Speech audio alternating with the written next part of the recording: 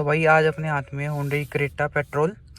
इसकी चैनल पहले वीडियो डली हुई, इसकी जो 50,000 किलोमीटर वाली सर्विस कराई थी, तो आज इसकी जो है 60,000 किलोमीटर वाली सर्विस आई हुई है। थोड़ी सी ऊपर चल चुकी है, 8-10 किलोमीटर। 60,000 किलोमीटर वाली सर्विस है, पेट्रोल है, 1.5 MPI वाला इंजन है, 2023 मॉडल है। तो कंपनी में कराते थे तो लगभग सर्विस का एस्टिमेट 7-8-9 हज़ार तक जाता था, और आज हम करा रहे हैं सर्विस बाहर, कंपनी में नहीं करा रहे हैं। तो आज सारा मैं दिखाऊंगा कि बाहर से अगर सर्विस कराते हैं तो आपके 60,000 किलोमीटर पे क्या क्या चेंज कराना होता है, और जो सारा स्पेयर पार्ट होगा OEM Hyundai का यूज़ होगा, उसका प्राइस बता दूंगा मैं आपको कि Hyundai के स्पेयर पार्ट बाहर से अवेलेबिलिटी कितनी है और क्या रेट में मिलते हैं और कितना क्या हिसाब पड़ता है और क्या क्या सर्विस में चीज़ें कवर होती है, वो सारी चीज़ दिखाऊँगा आज की वीडियो में। फुल लिस्ट में सारा। चलो गाड़ी लेके चलते हैं, निकाल लें। तो भाई सबसे पहले हम करा रहे हैं इंजन फ्लश। कंपनी में जो इंजन फ्लश अगर आप कराने जाओगे तो लगभग कम से कम भी 700-800 हज़ार रुपये तक भी जोड़ देते हो उस चीज़ के। लेकिन बाहर से ये जो कैन है लगभग 250-300 रुपये की मिल जाती है इंजन फ्लश की। इंजन फ्लश से फ़ायदा क्या है, जो भी इंजन के अंदर कार्बन जमा होता है वो सारा डिपोजिट करके नीचे इंजन के साथ में आ जाता है, इस वजह से इंजन में कोई गंद नहीं रह जाता। तो भाई लगभग 10,000 किलोमीटर चलने के बाद एयर फिल्टर की कंडीशन कुछ ऐसी हो जाती है, जो बिल्कुल नया मैं आपको दिखाता हूँ, नया खोल के भी नया कैसी कंडीशन में और जो हमारा पुराना वो किस कंडीशन में है। इस कंडीशन में 10,000 किलोमीटर चलने के बाद मैं तो यही सजेस्ट करूँगा कि आप इसको रिप्लेस करा दो। बाहर गए होते हैं कई मैकेनिक, इसको साफ़ करके डाल देते, लेकिन वो काम नहीं चलता है, उससे फिर भी हवा रुकी रहती है, जिन्हें प्रॉपर हवा नहीं पहुँचती है और इस वजह से गाड़ी माइलेज देती है। तो ये ज़रूर चेंज करवा दें। ये भाई अभी इसके खोल के इंजेक्टर के अंदर स्पार्क प्लग होते हैं, उनको खोल के चेक करेंगे कि स्पार्क प्लग की कंडीशन कैसी है। स्पार्क प्लग अगर अच्छे ना हो तो उसकी वजह से एवरेज में भी दिक्कत आती है।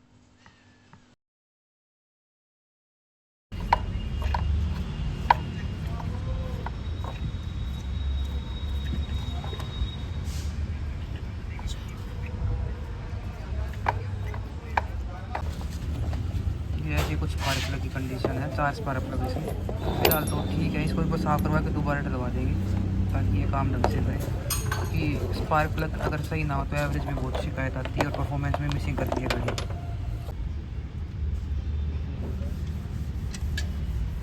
ये इंजन ऑयल निकाल लिया हमने। इंजन वॉश करने के बाद 10 मिनट को गाड़ी स्टार्ट रखा ताकि वो सारे इंजन में घूम जाए, जो कि कार्बन है सारा नीचे आ जाए। तो भी इंजन में साथ कार्बन आ जाएगा, इंजन पूरा अच्छी तरीके से साफ हो जाएगा। देख सकते हैं आप इंजन में क्वालिटी कैसा है, बिल्कुल काला हो रखा है, क्योंकि 10,000 किलोमीटर पे चेंज होता है और ये 11,000 चल चुकी है। इंजन फ्लैश के बाद थोड़ा सा लाइट दिख रहा है, वरना ये गाढ़ा होता ज़्यादा।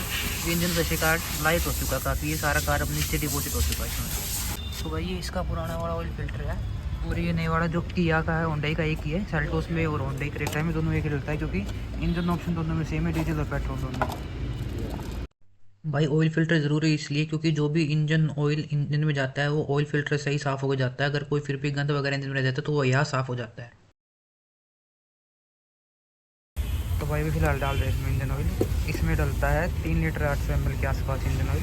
ये 3.5 लीटर की कैन है पूरी। जो इंजन ऑयल अपना यूज़ कर रहे हैं वो 0W40 वाला यूज़ कर रहे हैं, जो कि 15,000 किलोमीटर 20,000 किलोमीटर लाइफ होती है जिसकी, क्योंकि रनिंग ज़्यादा है गाड़ी की, तो इसलिए ये वाला इंजन ऑयल यूज़ किया है। हर 6 महीने में सर्विस आ जाती है। आपको कितना लाइफ है।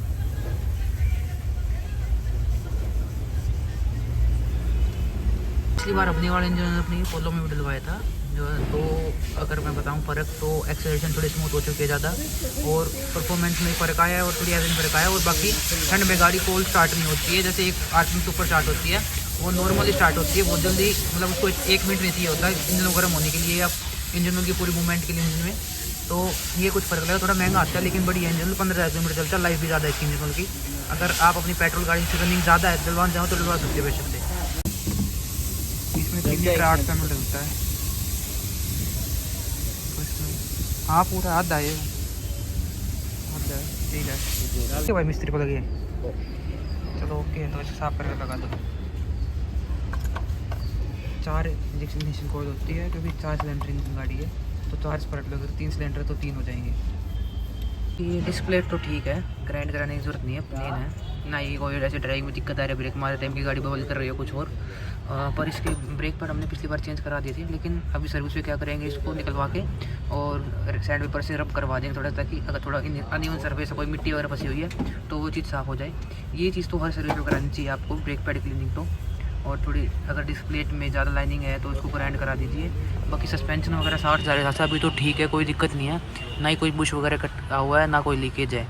और जॉइंट बॉल एड्स भी सही है गाड़ी के, ये सारे तरीके से ओके सस्पेंशन सेटअप तो पूरा, तो इसमें कोई छेड़छाड़ करने की ज़रूरत नहीं है। अगर लगे कोई बुश कटा हो तो वो चीज़ रिप्लेस करा दो सर्विस में। तो भाई अगर आप बाहर से सर्विस करा रहे हो और इंजन ऑयल टॉप कराया है, तो अगर शक है कि कम है ज़्यादा है, तो ये ऐसा कुछ गेज होता है, इसमें मार के एक बार देख लेना चाहिए। इसमें लिखा होता है एम्प्टी और फुल दोनों का, अगर आप उसमें चेक कर लोगे, जैसे कि इसमें दिखाऊँ, ये अभी इसका इंजन को फुल पे दिखा रहा है। अगर ये लो होता तो ये यहाँ होता, अभी फुल पे है। तो ये चेक करने से मतलब थोड़ा शक दूर हो जाता है कि इंजन कम है या ज़्यादा है।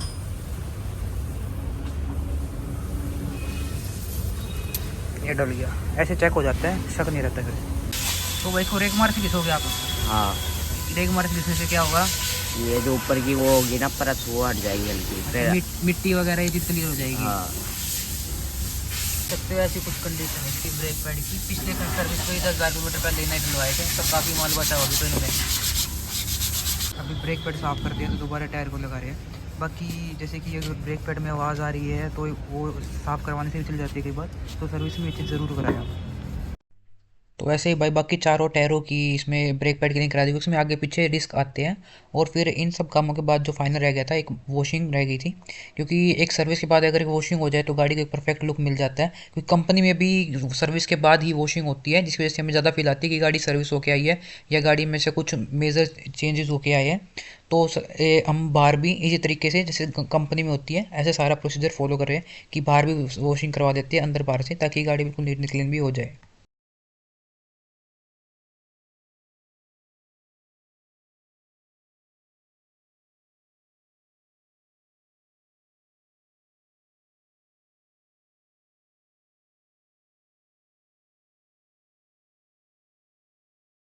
भाई फाइनल सर्विस के बाद अभी वॉशिंग करवा रहे हैं गाड़ी की, ताकि एक कंप्लीट तरीके से जैसे कंपनी में सर्विस होती है वैसे ही बाहर से फील हो। क्योंकि स्पेयर पार्ट ऑयल वगैरह सारा वही चेंज होता है, लेकिन एक जो वॉशिंग करके देते हैं उससे ज़्यादा सेटिस्फेक्शन फील होती है गाड़ी सर्विस हुई है।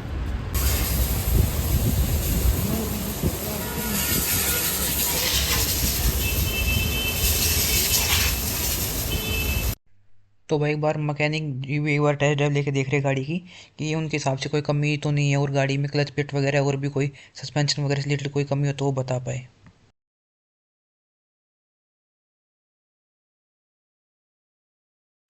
तो भाई अभी हमारी फाइनल सर्विसिंग पूरी कंप्लीट हो चुकी है, इसमें वॉशिंग भी हो चुकी है। तो अभी हम वीडियो में आगे चल के बात करेंगे, जो भी हमने स्पेयर पार्ट यूज़ किए वो सारे OEM होंडे के थे, उनकी कॉस्टिंग की बात करेंगे और लेबर की कॉस्टिंग की बात करेंगे कितनी लगी है और फाइनल हमारी क्या कॉस्टिंग आई है। तो भाई सर्विस कराने बाद गाड़ी वैसे तो बहुत ज़्यादा स्मूथ चल रही थी, लेकिन ये 15,000 वाला ऑयल डालने के बाद इंजन की आवाज़ और शांत हो चुकी है और स्मूथ एक्यूरेशन हो चुका है। अब बात करें इसकी सर्विस कॉस्ट के बारे में, तो जब हमने कंपनी में 50,000 वाली सर्विस कराई थी तो इसकी लगभग 10,000 से 10,000 के आसपास आया था नॉर्मल सर्विस का बिल। और अब जब हमने बाहर करवाई है तो इसके स्पेयर पार्ट के साथ मैं आपको सारी क्वेश्चन बता देता हूँ। जो इसका ऑयल फिल्टर पड़ा है होंडे क्रेटा जेन्युइन, सभी होंडे ही पार्ट के बताऊंगा जो होंडे खुद यूज़ करता है, बाहर का कोई पार्ट नहीं इसमें। ऑयल फिल्टर की जो कॉस्टिंग है वो है 400 रुपये, और एयर फिल्टर जो है वो है 300 रुपये का। AC फिल्टर जो है वो इसका महंगा थोड़ा 420 रुपये का है। जो इसका इंजन ऑयल है वो हमने 15,000 किलोमीटर वाला यूज़ किया है, जो ऑटोमेटिक महंगा हो जाएगा। अगर आप नॉर्मल लोगे तो 2,500 रुपये 27 रुपये तक का आपको मिल जाएगा, 3.5 लीटर से ऊपर। 3 लीटर इसमें 800 ml डलता है साथ में, तो लगभग 4 लीटर के आसपास मान के चलो आप। तो ये वाला जो ऑयल है सिर्फ 3.5 लीटर ही हमें पड़ा, ये 3,200 रुपये का। और अगर इसमें जो ऊपर का ML का डला उसके लिए आधे लीटर की कैन अलग से, तो आप ये मान के चलो मोटा मोटी 4,000 रुपये तक का इंजन ऑयल पड़ाइए, जो कि 15,000 किलोमीटर लाइफ वाला है और 1-2 साल चल जाता है। और इसका जो इंजन फ्लश है उसकी शीशी पड़ी है हमें लगभग 240 रुपये की। तो ये सारे पार्ट्स अभी फ़िलहाल इसमें यूज़ हुए हैं, जो कि इसके पार्ट्स और लेबर अलग से रहेगी। लेबर की कॉस्टिंग जो है वो है 800 रुपये। तो लगभग आप मोटा मोटी मान के चलो 7,000 रुपये तक की सर्विस हुई है अभी इसकी बाहर से। और अगर हम यही सर्विस कंपनी से कराते, कंपनी में वाली इंजन ऑयल यूज़ भी नहीं होता, 10,000 किलोमीटर वाला यूज़ होता, और अगर हम कंपनी में यूज़ करवाते तो भी इसकी 9-10 हज़ार रुपये तक की आती है। और अगर इसमें नॉर्मल इंजन ऑयल डलवाते तो ये मान के चलो आप 5,000 रुपये तक की सर्विस हो जाती है इसकी। और ऐसे ही कुछ हुई है बाहर से भी और कंपनी से भी। अगर मैं ड्राइविंग की बात करूँ तो सेम ही चीज़ होती है, कोई ज़्यादा खास फ़र्क आता नहीं है, बस वो थोड़ा सा कंपनी रिकॉर्ड्स में वो चीज़ हो जाती है। ये बाहर से करवाई है मैंने तो इसकी गारंटी मेरी है, बाकी कंपनी से करवाऊंगा तो उसकी गारंटी कंपनी की होती है। अगर आपको भी अपनी क्रेटा की सर्विस कराएं तो आप करा सकते हो। लगभग ये वाले इंजन यूज़ करोगे तो इतनी कोशिश है, पर नॉर्मल में 5,000 रुपये तक की हो जाती है, और कंपनी में कराने जाओगे तो लगभग 7-8-10 हज़ार तक की होती है। तो अगर आपको भी करवानी है तो आप भी करवा सकते हो। पार्ट सारे जो भी लेना आपको कश्मीरी गेट मार्केट से मिल जाते हैं, आज की तारीख में अवेलेबल है और लोकल मार्केट में भी अवेलेबल हो जाते हैं। और किया और होंडा में सेम ही पार्ट यूज़ होते हैं। तो अगर आप सेल्टोस के लिए भी देख रहे हो तो सेल्टोस भी इसी सेम रेट में हो जाएगी।